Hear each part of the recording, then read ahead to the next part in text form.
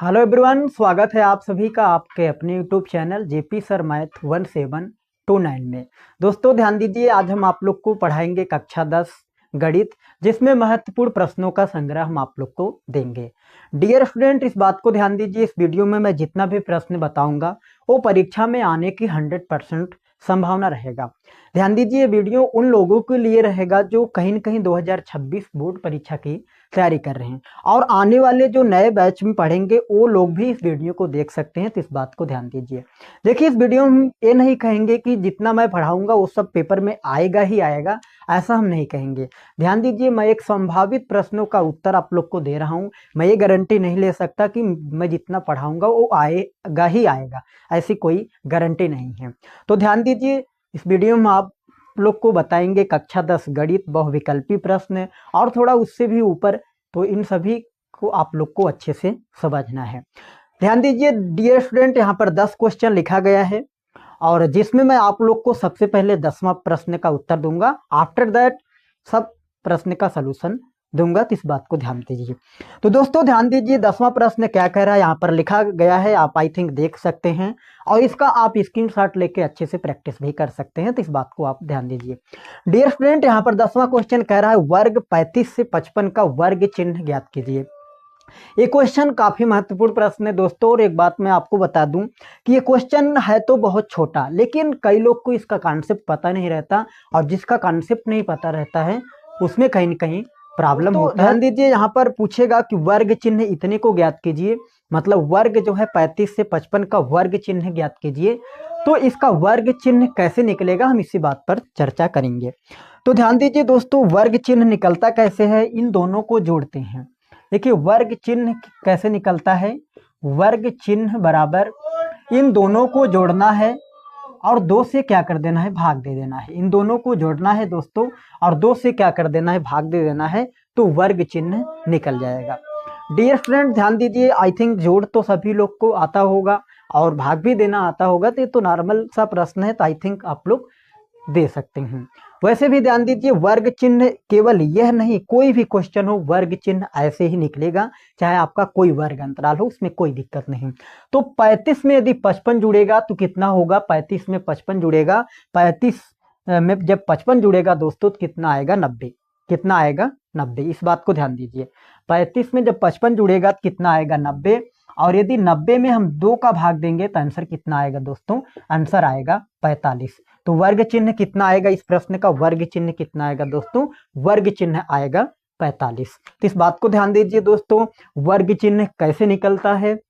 वर्ग चिन्ह का हालांकि फार्मूला होता है निम्न सीमा प्लस उच्च सीमा बटा 2, लेकिन यहाँ पर आप ध्यान दीजिए, कुछ नहीं करना है आपको, फार्मूला से लेना देना नहीं है, आपको इसको जोड़ना है, 2 से भाग दे देना है, वो वर्ग चिन्ह निकल जाएगा। तो 35 में 55 को जोड़ना है, 2 से भाग दे देना है, मतलब 2 से डिवाइड कर देना है। तो 35 में 55 जुड़ेगा, 90 आएगा, 90 को यदि 2 से भाग देंगे तो आंसर कितना आएगा, 45। तो इस प्रश्न का वर्ग चिन्ह कितना आएगा, 45। इस बात को आप अच्छे से ध्यान दीजिए।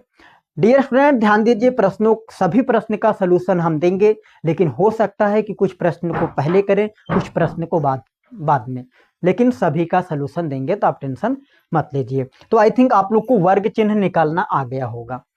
तो अगला प्रश्न ध्यान दीजिए दोस्तों, ये भी काफी महत्वपूर्ण प्रश्न ही है। 9वां प्रश्न यहाँ पर ध्यान दीजिए, कह रहा द्विघात समीकरण x² - 4 = 0 का मूल है। हालांकि यह प्रश्न तो वह विकल्पी है, लेकिन यहाँ पर ऑप्शन देना हमारे लिए थोड़ा से ब्लैक बोर्ड की कमी है, ऐसे समझिए। तो यहाँ पर हम ऑप्शन नहीं दिए, हम डायरेक्ट इसका सोल्यूशन देंगे। तो कह रहा है कि द्विघात समीकरण x² - 4 = 0 का मूल है। मूल कहने का मतलब दोस्तों x का मान पूछ रहा है, जब भी कहेगा मूल है तो वहां पर x का मान पूछ रहा है। तो डियर स्टूडेंट यहाँ पर कुछ नहीं करना है आपको, इसका आप तो हल तो ये तो जब भी पूछेगा तो बहुविकल्पी भी पूछेगा तो हल लिख भी सकते हैं, नहीं भी लिख सकते हैं, कोई दिक्कत नहीं। तो आपका प्रश्न कितना है, x² - 4 = 0 है। तो दोस्तों ध्यान दीजिए, गणित का रूल होता है कि माइनस जो है बराबर के उस साइड जाएगा, क्या हो जाएगा, प्लस। तो कितना हो जाएगा, +4 हो जाएगा। दोस्तों ध्यान दीजिए, यहाँ पर स्क्वायर है, स्क्वायर बराबर के उस साइड जाएगा तो क्या बनेगा, करड़ी, लेकिन उससे पहले क्या लग जाएगा आपका, प्लस माइनस। इस बात को ध्यान दीजिए दोस्तों, यहाँ पर जो स्क्वायर है बराबर के उस साइड जाएगा तो प्लस माइनस पहले लगेगा फिर करड़ी लग जाएगा, तो इस बात को आप अच्छे से ध्यान दीजिए। तो x बराबर प्लस माइनस वैसे रहा। दोस्तों 4 का वर्गमूल आई थिंक सभी को पता है कि 4 का वर्गमूल कितना होता है, 4 का वर्गमूल 2 होता है। तो इसमें दोस्तों x का जो मान हुआ वो आपका क्या होगा, प्लस माइनस 2। कहने का मतलब दोस्तों यहाँ पर x का जो मान होगा वो x का जो मान होगा एक बार -2 होगा, एक बार +2 होगा, मतलब x का दो दो मान होगा। प्लस माइनस सामने लगने का मतलब एक बार प्लस में लेंगे एक बार माइनस में लेंगे, तो इतना आप ध्यान दीजिए। तो कुछ नहीं करना दोस्तों, माइनस बराबर के उस साइड गया, प्लस हो गया, स्क्वायर उधर गया, करड़ी बन गया। इसे करड़ी कहते हैं दोस्तों, ये जो करड़ी आपका है इसे करड़ी कहते हैं। लेकिन इससे पहले आप ध्यान दीजिए, करड़ी लगने से पहले प्लस माइनस लगता है, तो इतना आप लोग अच्छे से ध्यान दीजिए। कह रहा है कि द्विघात समीकरण x स्क्वायर माइनस 36 बराबर 0 का मूल है, मतलब x का मान पूछ रहा है। तो कुछ नहीं करना है, x स्क्वायर माइनस 36 बराबर 0, तो x स्क्वायर बराबर क्या हो जाएगा, प्लस 36। x बराबर ये प्लस माइनस लगेगा, क्या हो जाएगा, करड़ी में 36। तो x बराबर क्या होगा, प्लस माइनस 36 का वर्गमूल क्या होता है, 36 का वर्गमूल होता है दोस्तों 6। तो इतना आई थिंक आप लोग ध्यान दीजिए। दोस्तों यहाँ पर ध्यान दीजिए, करड़ी में जो 36 है इसको हम 6 गुणे 6 लिख सकते हैं, और वर्गमूल में क्या होता है, जोड़ा बनता है। यहाँ पर देखो जोड़ा बन रहा है, तो ये आपका बाहर आ जाएगा, बाकी ये करड़ी का कहानी क्या हो जाएगा दोस्तों, करड़ी का कहानी समाप्त हो जाएगा। तो आई थिंक इतना आप लोग को समझ में आ गया होगा। दोस्तों ध्यान दीजिए, हमारा मेन पर्पज रहता है कॉन्सेप्ट को क्लियर करना, न कि सवालों को रटवाना, क्योंकि लाखों क्वेश्चन बन सकता है इस कॉन्सेप्ट पर, और पीछे में इस कॉन्सेप्ट पर आधारित बहुत सारा प्रश्न भी दे चुके हैं, आप प्लेलिस्ट में जाकर देख सकते हैं। तो 8वें नंबर का प्रश्न ध्यान दीजिए, जो कि काफी महत्वपूर्ण प्रश्न है, इस बात को ध्यान दीजिए। दोस्तों यहाँ पर कह रहा है, यदि द्विघात समीकरण 3x square plus 12x plus सी बराबर 0 के मूल समान हो तो सी का मान ज्ञात कीजिए। मतलब आप लोग को बताना है कि सी के स्थान पे क्या आएगा। दोस्तों एक बात आप लोग ध्यान दीजिए, जब कभी भी कहेगा मूल समान है या फिर मूल बराबर हैं, तो वहां पर d बराबर 0 रख देना है। मैं क्या कहा फिर से सुनिए, जब भी कहेगा मूल समान है या मूल बराबर हैं, तो वहां पर d बराबर आपको क्या रख देना है, 0। तो ध्यान दीजिए, d बराबर आपको क्या रख देना है, 0।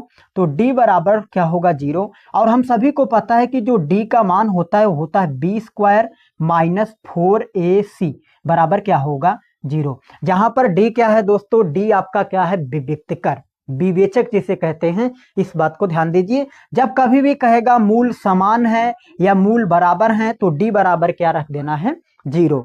तो आगे ध्यान दीजिए दोस्तों, यहाँ पर जो पहला रहता है ये a का मान रहता है, जो दूसरा रहता है ये b का मान रहता है, बाकी जो तीसरा रहता है ये आपका क्या होता है, c का मान रहता है। तो यहाँ पर a का मान कितना है, यहाँ पर a का मान है दोस्तों आपका 3, b का मान कितना है, b का मान है 12, c का मान क्या है, c।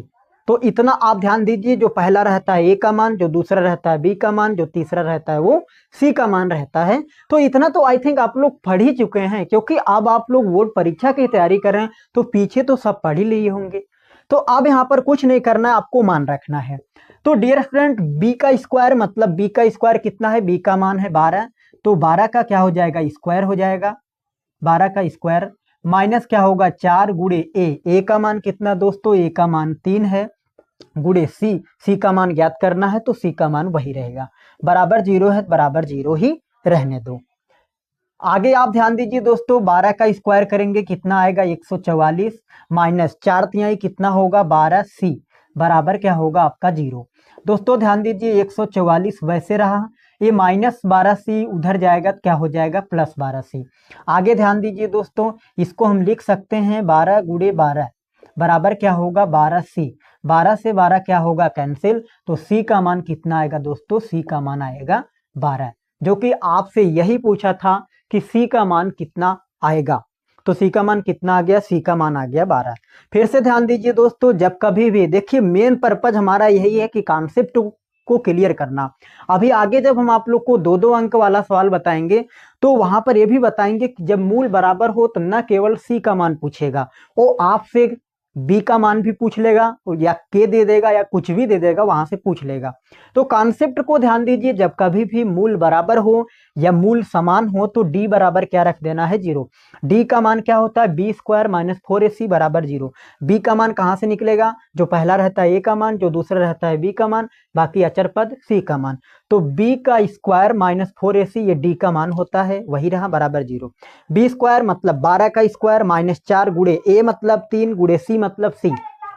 12 का स्क्वायर 144 माइनस 4 3 12c माइनस 12 उधर गया प्लस 12, तो 12c हो गया। 12 गुड़ा में इधर आएगा भाग में, या आप 144 को 12 गुड़े 12 लिख सकते हैं। 12 से 12 कैंसिल हो जाएगा, तो कंपेयर करेंगे सी का मान कितना आएगा, सी का मान 12 ही आएगा। तो आई थिंक ये प्रश्न आप लोग को अच्छे से समझ में आया होगा।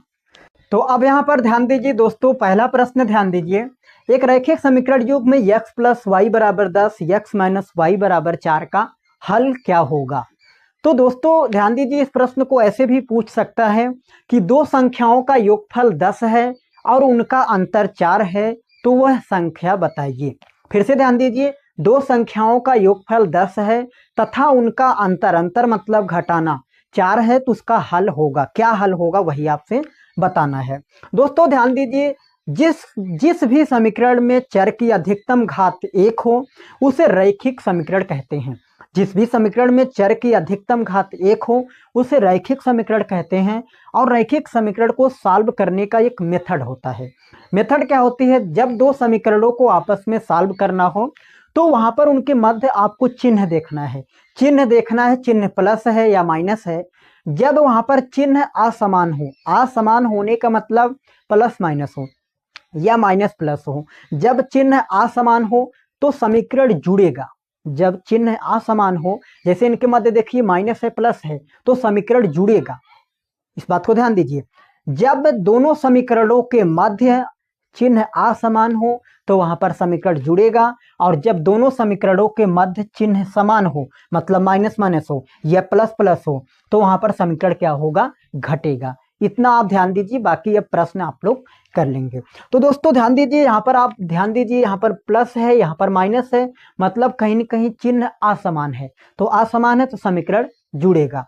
तो समीकरण जब जुड़ेगा दोस्तों, तो इस बात को ध्यान दीजिए, एलएचएस वाला एलएचएस से जुड़ेगा और आरएचएस वाला आरएचएस से जुड़ेगा। मतलब बायां पक्ष से जुड़ेगा और दायां पक्ष से जुड़ेगा। तो यहाँ पर कुछ नहीं करना, इसको मिटा दे रहे हैं। तो आप ध्यान दीजिए, लेफ्ट वाला लेफ्ट से जुड़ेगा, राइट वाला राइट से। तो कुछ नहीं करना, आप लोगों को क्या करना है, जोड़ना है। तो x प्लस वाई में क्या जोड़ना है, x माइनस वाई बराबर क्या होगा दोस्तों, 10 में क्या जुड़ेगा, 10 में 4 जुड़ेगा।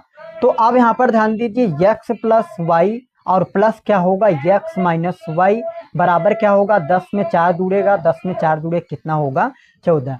दोस्तों y माइनस का प्लस का क्या हो जाएगा, कैंसिल हो जाएगा।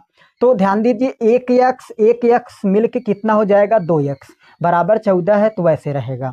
आगे ध्यान दीजिए, x बराबर क्या होगा दोस्तों, ये आपका 14, ये 2 गुणा में उधर जाएगा भाग में। ध्यान दीजिए, ये गणित का रूल होता है कि यदि गुणा वाला चीज बराबर के उस साइड जाएगा तो भाग में चला जाएगा। तो अब यहाँ ध्यान दीजिए, अच्छा काटेंगे कितना, तो 7 दूना कितना हो जाएगा दोस्तों, 7 दूना कितना हो जाएगा, 7 दूना 14 हो जाएगा। तो x का मान कितना आएगा, x का मान 7 आएगा।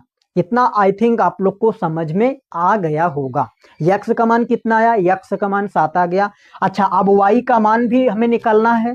तो y का मान कैसे निकलेगा, तो जो x का मान आया है किसी भी समीकरण में जहां x है वहां आप 7 रख दीजिए और पक्षांतर करिए तो y का मान निकल जाएगा। तो चलिए हम x का मान समीकरण 1 में रख रहे हैं। समीकरण आपका क्या है, यही है। समीकरण 1 क्या है, x प्लस वाई बराबर 10। तो ध्यान दीजिए, x प्लस y बराबर 10 है दोस्तों। x के जगह कितना रखना है, 7, तो 7 रख दिए, प्लस y बराबर 10। तो आप ध्यान दीजिए, यहाँ पर 7 प्लस y के जगह पे कितना रखें कि 10 हो जाए। तो यदि y के जगह पे 3 रखेंगे तो 10 आएगा। मतलब कहने का मतलब y का मान कितना आएगा, y का मान 3 आएगा। तो इस बात को ध्यान दीजिए। वैसे भी 10 पक्षांतर करेंगे, प्लस में उधर जाएगा माइनस में, 10 में 7 घटाएंगे तो आंसर कितना आएगा, 3। तो x का मान कितना आया, 7, और y का मान कितना आया, 3। तो x comma Y is equal to, पहले x का मान लिखा जाता है 7 कामा 3 का कितना होगा y। पहले वाले को क्या कहते हैं दोस्तों, पहले वाले को कहते हैं भुज, दूसरे वाले को कहते हैं कोटि। तो ये तो निर्देशांक ज्यामिति का कॉन्सेप्ट है, ये तो हम किसी अगले दिन बताएंगे। तो आज के लिए इतना ही। 2 थीटा बराबर 2 साइन थीटा, तो थीटा का मान ज्ञात कीजिए। यहाँ पर ध्यान दीजिए साइन 2a बराबर 2 साइन है, तो a का मान ज्ञात कीजिए। तो कुछ नहीं करना है आप लोग को, एक फार्मूला होता है दोस्तों साइन 2 थीटा का, आई थिंक आप लोग को पता होगा। तो साइन 2 थीटा का फार्मूला क्या होता है, साइन 2 थीटा का फार्मूला होता है 2 साइन थीटा इंटू क्या होता है cos theta, 2 sine theta into cos theta, sine 2 theta का फार्मूला होता है। तो कुछ नहीं करना है इसमें, ये तो बहुत सरल प्रश्न है। साइन 2a बराबर 2 साइन a। अच्छा दोस्तों, इसको 1 से हम गुणा कर सकते हैं, क्योंकि किसी भी संख्या में 1 से गुणा करेंगे तो वह संख्या ही मिलेगा। तो ध्यान दीजिए साइन 2 थीटा का फार्मूला क्या होता है 2 sine theta into cos theta. तो इसके जगह क्या हो जाएगा 2 साइन थीटा मतलब a गुणे कास थीटा बराबर क्या होगा 2 साइन a गुणे क्या होगा 1। दोस्तों ध्यान दीजिए आपका क्या हो जाएगा, इससे कैंसिल हो जाएगा, तो क्या बचेगा कास a बराबर क्या बचेगा 1। तो आगे ध्यान दीजिए कास a बराबर क्या होगा, ये कास कितने अंश का मान होता है दोस्तों, कास 0 अंश का मान। तो यहाँ जब a से कंपेयर करेंगे तो a का मान कितना आएगा दोस्तों, a का मान आएगा 0 डिग्री। तो इस बात को ध्यान दीजिए, a का मान कितना आएगा 0 डिग्री आएगा, जो कि यही आपसे पूछा था। दोस्तों कुछ नहीं, ध्यान दीजिए इसके जगह क्या होता है फार्मूला होता है साइन 2 थीटा का फार्मूला होता है 2 sine theta into cos theta बराबर ये आपका वैसे रहा, इसे 1 से गुणा कर सकते हैं। वी नो दैट बेसिक गणित में ही हम आप लोग को बता दिए हैं कि किसी भी संख्या में यदि 1 से गुणा करेंगे तो वह संख्या ही प्राप्त होगा। आप वहां देख भी सकते हैं, तो 1 में इतने से गुणा कर सकते हैं, कोई प्रॉब्लम नहीं।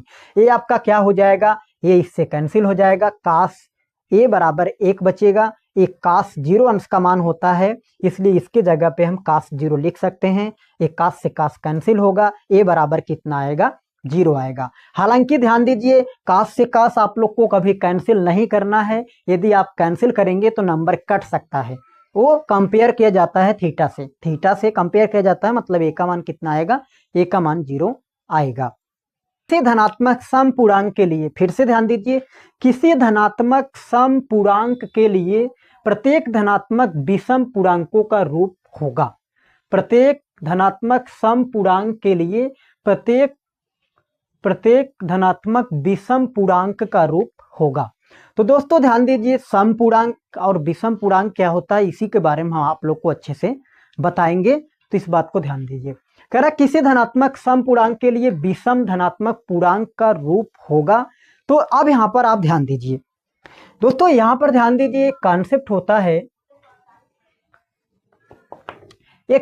होता है, देखिए यहां पर कॉन्सेप्ट क्या फार्मूला होता है 2n प्लस 1 और क्या होती है 2n, और एक आपका इसी में होता है 2n माइनस 1।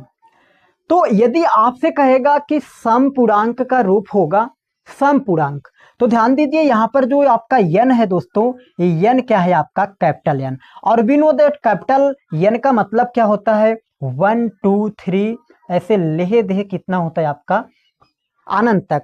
कहने का मतलब जो कैपिटल N होता है वो आपका नेचुरल नंबर होता है, मतलब प्राकृत संख्या होता है, और प्राकृत संख्या 1 से स्टार्ट होकर कहां तक जाता है, अनंत तक जाता है। तो यदि n के जगह पे 1 रखेंगे तो आंसर कितना आएगा दोस्तों, आंसर 2 आएगा। यदि n के जगह पे 2 रखेंगे तो आंसर क्या आएगा, 4 आएगा। यदि n के जगह पे 3 रखेंगे तो आंसर कितना आएगा, 6। यदि n के जगह पे 4 रखेंगे तो आंसर कितना आएगा, 8। यदि n के जगह पे 5 रखेंगे तो आंसर कितना आएगा, 10। तो कहने का मतलब यहाँ पर जो आपका ये 2n का जो कंडीशन दिख रहा है, ये आपका कौन सा पूर्णांक का रूप होगा, ये सम का होगा, क्योंकि यहाँ पर n का मान रखने पर हमें सम संख्या प्राप्त हो रहा है, तो ये सम पूर्णांक का रूप होगा। यहाँ पर क्या होगा, ये आपका क्या होगा, ये दोस्तों विषम धनात्मक पूर्णांक का रूप होगा। क्योंकि यदि यहाँ पर आप ध्यान दीजिए n के जगह पे 1 रखेंगे तो 2 गुणे 1 प्लस आपका 1, तो आंसर कितना आएगा, 2 प्लस 1 आंसर कितना आएगा, 3 आएगा। अगर n के जगह पे 2 रखेंगे तो 2 गुणे 2 प्लस 1, 2 दूना 4 प्लस 1 कितना आएगा, 5। तो ये तो विषम आ रहा है। अगर यहाँ पर एक जुड़ रहा है, आप ध्यान दीजिए यहाँ पर प्लस लगा है, एक जुड़ रहा है और यहाँ पर एक घट रहा है, तो अब यदि किसी भी संख्या में एक जोड़ेंगे तब भी विषम प्राप्त होगा और एक घटाएंगे तब भी विषम प्राप्त होगा। आप कल्पना करिए यदि 4 है, इसमें एक जोड़ेंगे तब भी विषम संख्या प्राप्त होगा 5, या इसमें एक घटाएंगे तब भी तो विषम प्राप्त हो रहा है। दोनों कंडीशन में विषम ही प्राप्त हो रहा है ना। तो यहाँ पर विषम धनात्मक पूर्णांक का रूप क्या होगा, ये होगा, ये होगा, और सम का क्या होगा, सम का ये वाला होगा। इस बात को ध्यान दीजिए। तो 2n हो, ये आपका क्या होता है, सम धनात्मक पूर्णांक का रूप होता है। और यदि 2n+1 हो या 2n-1 हो तो वहां पर क्या होता है, आपका विषम धनात्मक पूर्णांक का रूप होता है। तो यहां पर ध्यान दीजिए, आपसे प्रत्येक धनात्मक विषम पूर्णांकों का रूप पूछा था, तो ये तो हो नहीं सकता, ये तो हो नहीं सकता, ये तो कभी नहीं हो सकता, इस बात को आप ध्यान दीजिए। तो ये भी नहीं होगा, ये तो आपका सम का है, तो आंसर आपका क्या होगा, आंसर डी होगा। इस बात को आप ध्यान दीजिए। इतना आप ध्यान दीजिए दोस्तों कि 2p+1 क्या है, जहां पर आपको 2p और p यह भी बताएगा, एग्जामिनर यह भी बताएगा कि p वहां पर नेचुरल नंबर है, मतलब वहां पर प्राकृत संख्या है। तो यदि p के जगह पे 1 रखेंगे तो कितना आएगा, 3, 2 रखेंगे तो 5, 3 रखेंगे 7, 4 रखेंगे 9, तो हर बार में विषम संख्या ही प्राप्त हो रहा है। और जब विषम संख्या प्राप्त हो रहा है तो वहां पर क्या होगा, विषम, आपका धनात्मक विषम पूर्णांक होगा। तो इतना ध्यान दीजिए। और यहाँ पर ध्यान दीजिए माइनस भी हो सकता है। आज यहाँ पर क्वेश्चन में पूछा है 2p+1, तो 2p-1 भी हो सकता है, क्योंकि किसी भी संख्या में एक घटाएंगे तब भी विषम संख्या प्राप्त होगा और एक जोड़ेंगे तब भी विषम संख्या प्राप्त होगा। तो इतना आप ध्यान दीजिए। और दोस्तों ध्यान दीजिए, कॉन्सेप्ट बहुत महत्वपूर्ण है, आप इसको ध्यान दीजिए, ये कॉन्सेप्ट बहुत महत्वपूर्ण है। ये न केवल आपकी कक्षा 10 में काम आएगा, बल्कि आगे आप यदि किसी कंपटीशन एग्जाम की तैयारी करेंगे तो उसमें भी यह काम देगा। तो इस बात को आप लोग अच्छे से ध्यान दीजिए। तो अगला प्रश्न ध्यान दीजिए, कह रहा है कि यदि द्विघात समीकरण ax² + bx + c के मूल समान है तो c का मान है। आपसे हम पहले भी बता चुके हैं कि जब भी मूल समान हो तो वहां पर क्या करना है, d का मान 0 रखना है, d का मान 0 रखना है।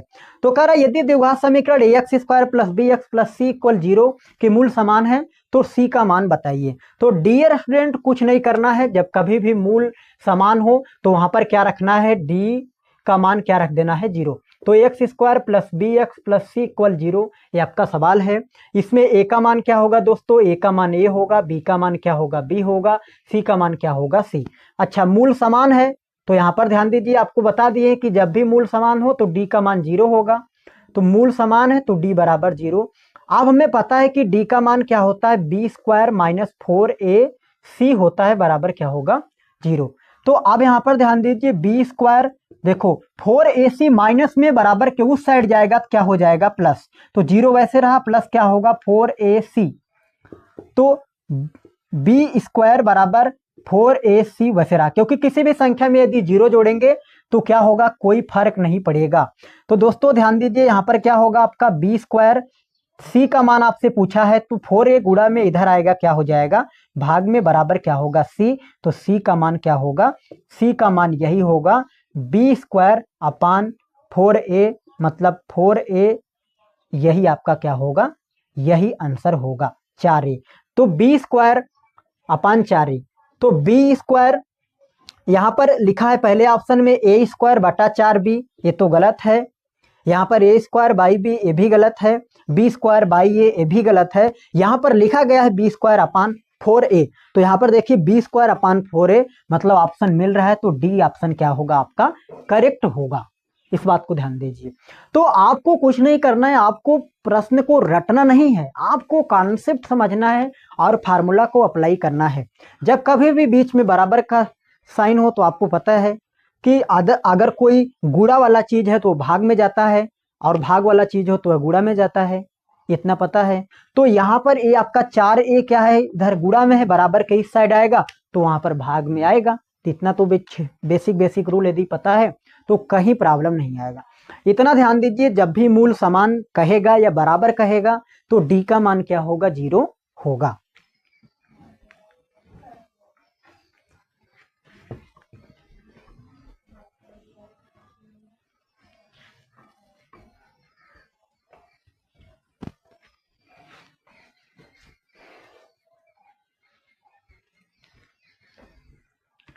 तो अगला प्रश्न ध्यान दीजिए दोस्तों, कह रहा है कि 2 cos 3 थीटा बराबर 1 हो तो थीटा का मान क्या होगा। चौथा प्रश्न यही कह रहा है कि 2 cos 3 थीटा बराबर 1 हो तो थीटा का मान क्या होगा, यही आपको बताना को लिखिए। इस तो ये तो पूरे ये जो लेक्चर दे रहे हैं सबसे सरल प्रश्न है जी। तो 2 cos 3 थीटा इक्वल 1, तो आपको इसमें थीटा का मान बताना है। डियर स्टूडेंट कुछ नहीं करना है, अब ये जस्ट हम आपको बताए कि गुणा वाला चीज किस में जाता है, भाग में जाता है। तो कुछ नहीं करना, आपको जितने भी गुणा वाले टर्म है उसको भाग में भेजना है। तो यहाँ पर देखो 2 गुणा में तो बराबर के उस साइड जाएगा, तो बराबर के उस साइड जाएगा क्या हो जाएगा, भाग में। इतना समझ में आ गया होगा आई थिंक। बराबर के उस साइड जाएगा 2 किस में चला जाएगा, भाग में। अब देखो cos 3 थीटा बराबर 1, cos कितने अंश का मान है, तो ये cos 60 अंश का मान है। दोस्तों ध्यान दीजिए, इसलिए हम इसके 1/2 के जगह पे इसलिए cos हम 60 अंश लिख रहे हैं क्योंकि हमें यहाँ पर थीटा का मान ज्ञात करना है और cos से cos हटाना है।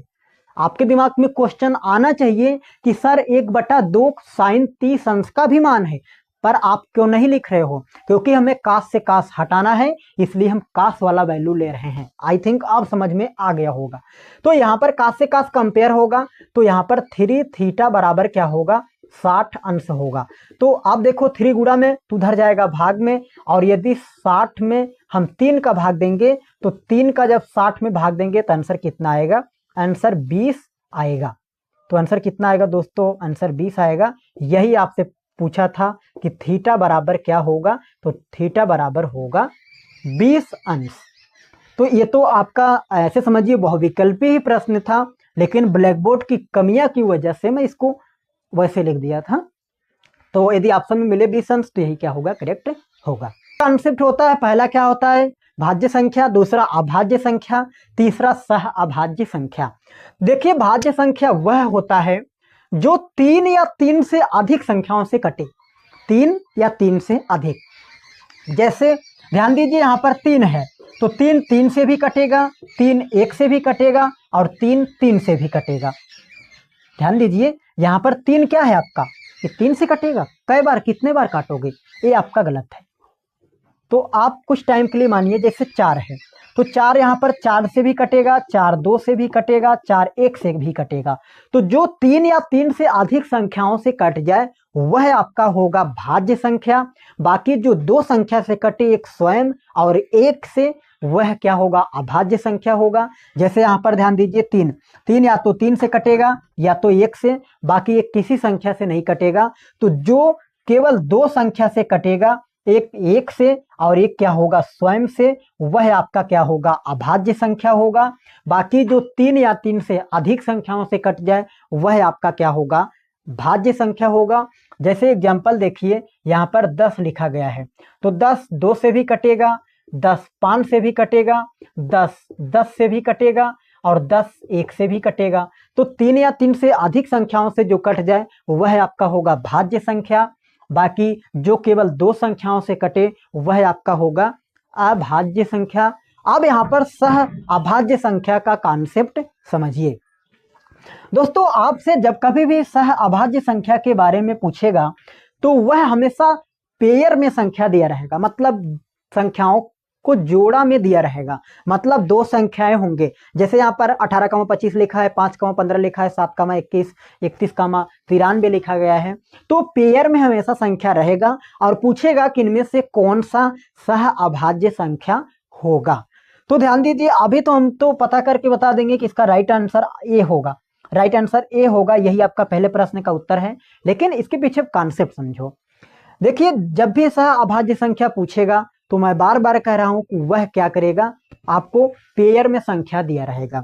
तो दोनों संख्याओं को आप लोग को लेना है और यदि दोनों संख्याओं में एक कॉमन मिले, क्या क्या क्या कहा मैंने, केवल एक कॉमन मिले, कहने का मतलब उसका यदि एचसीएफ कहने का मतलब मस, यदि वो दोनों संख्याओं का मस एक आता है तो वह क्या होगा, सह अभाज्य संख्या होगा। आपको मसा नहीं पता, आप कुछ टाइम के लिए गोली मारिए, कोई दिक्कत नहीं। दोनों में यदि एक कॉमन है, एक उभयनिष्ठ गुणनखंड है, तो वहां पर क्या होगा, वहां पर क्या होगा, सहअभाज्य होगा। जैसे यहां पर देखिए 18 और 25 में केवल एक कॉमन है। कैसे?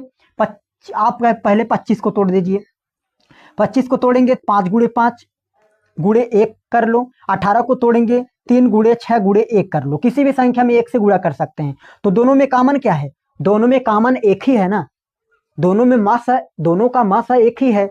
जब दोनों का मासा एक हो, केवल एक, वही क्या होगा, सहअभाज्य होगा। अब अगला प्रश्न आप देखिए, यहां पर लिखा गया है 5, 15, तो 5 को लिख सकते हैं 1 गुणे 5, 5 गुणे 1, और इधर 15 को क्या लिख सकते हैं, 3 गुणे 5, 3 गुणे 5। तो इसमें क्या है, इसमें तो 5 कॉमन मिल जा रहा है, और कॉमन कितना होना चाहिए, सहअभाज्य होने के लिए कॉमन केवल एक होना चाहिए, और यहाँ पर 5 हो रहा है, इसलिए यह आपका सहअभाज्य नहीं होगा। समझ में आया? देखो देखो 7 कामा 21, 7 को लिख सकते हैं 7 गुणे 1, और 21 को लिख सकते हैं 3 गुणे 7, तो यहाँ पर 7 कॉमन मिल जा रहा है, इसलिए यह भी नहीं होगा, कॉमन एक होना चाहिए बस। आगे देखो 31 गुणे 1 लिख सकते हैं, 93 को 3 गुणे 31 लिख सकते हैं, तो दोनों में कॉमन क्या है, 31, तो एक केवल कॉमन आना चाहिए, तो ये भी नहीं हो सकता। तो आपका क्या होगा, ऑप्शन ए 18, 25 ही क्या होगा, सहअभाज्य संख्या होगा। अगला यदि आपसे कह दे 11 और 13 बताओ कौन सा होगा, सहअभाज्य है। 15 और 17 बताओ कौन सा होगा, सहअभाज्य है। 17 और 19 क्या होगा, तो आपका सहअभाज्य है, क्योंकि दोनों में कॉमन एक है, और यदि दोनों संख्याओं में कॉमन एक है तो वह संख्या सहअभाज्य होगा। अब आई थिंक आप लोग को अच्छे से समझ में आ गया होगा। यदि अब भी नहीं समझ में आया हो तो कमेंट बॉक्स में जरूर लिखें सर समझ में नहीं आया, तो इस बात को ध्यान दीजिए। सहअभाज्य जब भी देगा तो पेयर में संख्या रहेगा, दोनों में यदि एक कॉमन है तो वही क्या होगा, सहअभाज्य संख्या होगा। तो यहाँ आप नोट भी कर सकते हैं।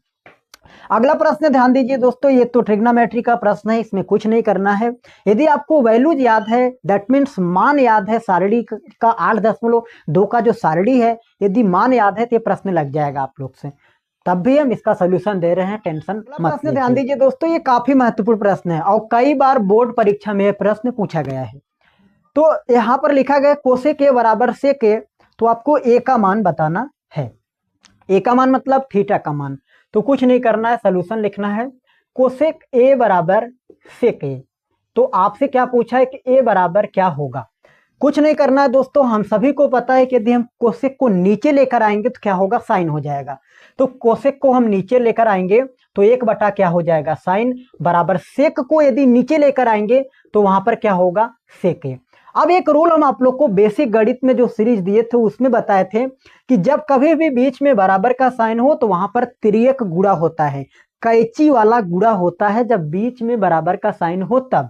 तो कुछ नहीं करना है, तिर्यक गुणा कर लेना है। तो यहां पर जब गुणा होगा, यहां पर जब गुणा होगा ध्यान दीजिए तो क्या होगा आपका, ये सेक, यहां पर ध्यान दीजिए, ये सॉरी कास होगा, सेक को नीचे लेकर आएंगे तो क्या होगा, कास।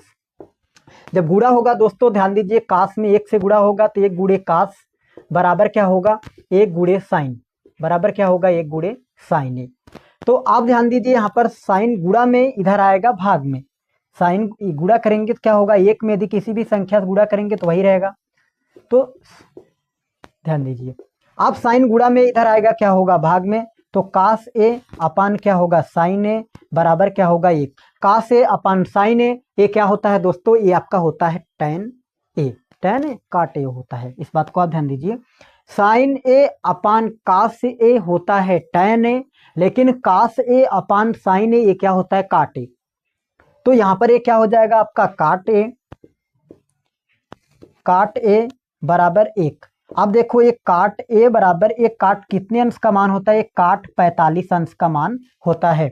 और जब कंपेयर करेंगे तो ए का मान कितना आएगा, ए का मान आएगा 45 आएगा, मतलब 45 आएगा। तो यही आपसे पूछा था कि कोसेक ए बराबर सेक ए, तो ए बराबर क्या होगा। कुछ नहीं करना है, यहाँ पर ध्यान दीजिए, कोसेक को नीचे लेकर आएंगे 1 साइन होगा, बराबर सेक को नीचे लेकर आएंगे 1 कास होगा। जब कभी भी बीच में बराबर का साइन हो वहां पर तिर्यक गुणा होता है, तो यहाँ पर गुणा होगा, कास में 1 का वही रहा, इसको गुणा किए, गुणा कर दिए, ये वैसे रहा। साइन गुणा में इधर आएगा भाग में, कास अपान साइन काट होता है, काट ए बराबर 1 है तो काट 45 अंश का मान 1 होता है, तो थीटा का मान कितना आएगा, 45 आएगा। जो कि आप देख भी सकते हैं। अगला प्रश्न ध्यान दीजिए, बस आपको मान को पुट करना है। हम सभी को पता है साइन 60 अंश का मान कितना होता है, करड़ी में 3 बटा क्या होता है, 2 होता है। करड़ी में 3/2, तो कुछ नहीं 3/2 लिख दिए, स्क्वायर है क्या कर दिए, स्क्वायर कर दिए। माइनस साइन 30 अंश का मान होता है 1/2, स्क्वायर है क्या कर दिए दोस्तों, स्क्वायर। देखो यदि करड़ी में 3 का स्क्वायर करेंगे, करड़ी में कोई भी संख्या, जैसे मान लीजिए यहाँ पर संख्या x है और इसका स्क्वायर करना है, तो स्क्वायर से करड़ी कैंसिल होता है, केवल आपका क्या बच जाएगा, संख्या बचेगा। तो यहाँ पर 3 का यदि स्क्वायर करेंगे तो 3 ही रहेगा, अपान 2 का स्क्वायर करेंगे तो क्या होगा, 4। क्योंकि ध्यान दीजिए यहाँ पर करड़ी में 3 है, जब इसका स्क्वायर करेंगे तो स्क्वायर से करड़ी कैंसिल, केवल 3 ही बचेगा। तो इस बात को आप अच्छे से ध्यान दीजिए। माइनस दोस्तों यहाँ पर 1 का स्क्वायर वही होगा और 2 का स्क्वायर कितना हो जाएगा, 4। अब अंश और हर का रूल आपको पता है कि जब कभी भी हर समान होता है तो अंश घट जाता है। तो हर समान है, इसे एक बार लिखेंगे, बाकी 3 में 1 घट जाएगा, तो क्या बचेगा, 3 में जब 1 घटेगा तो दोस्तों क्या बचेगा, आपका 2 बचेगा। 2/4, और जब इसको काटेंगे तो कितना आएगा, 1/2, क्योंकि 2 1 कन्नम 2, 2 दूना 4। तो फाइनली आंसर क्या आएगा, 1/2 यही आएगा। इस बात को ध्यान दीजिए। तो इस प्रश्न का आंसर क्या होगा, यही होगा, तो जो कि आप लोग अच्छे से देख भी सकते हैं। तो डियर स्टूडेंट, ये तो पार्ट 1 था, जिसमें हम आज आप लोग को 10 से 11 12 सवाल बताएं। अगले वीडियो हम ऐसे ही लगातार अब आप लोग को बोर्ड परीक्षा की तैयारी करवाते रहेंगे। तो अगले वीडियो में हम इससे भी अच्छे अच्छे प्रश्नों का सलूशन देंगे। तो आज के लिए इतना ही, मिलेंगे किसी अगले लेक्चर में। और यदि वीडियो आप लोग को समझ में आया हो तो प्लीज़ इस वीडियो को ज़्यादा से ज़्यादा लोगों के पास शेयर करना ना भूलें।